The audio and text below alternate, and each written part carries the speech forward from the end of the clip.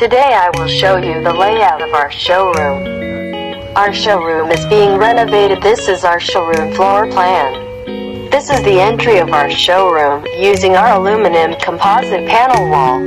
This is the rendering. Then this is where our certificate is displayed. This is the rendering.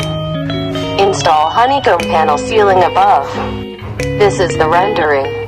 Then on this wall, install aluminum veneer to engrave the world map aluminum veneer. This is the rendering. This wall and this wall are made of aluminum plastic panels. This is the rendering. This is our meeting room with ceiling mounted on it. This is the rendering.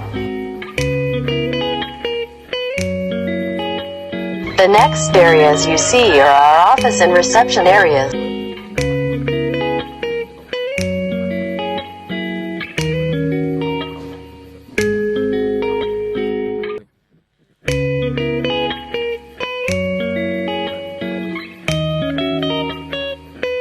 This is the rendering.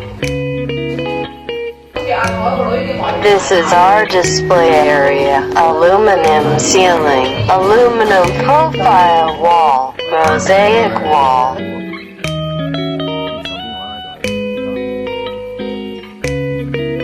This is the rendering.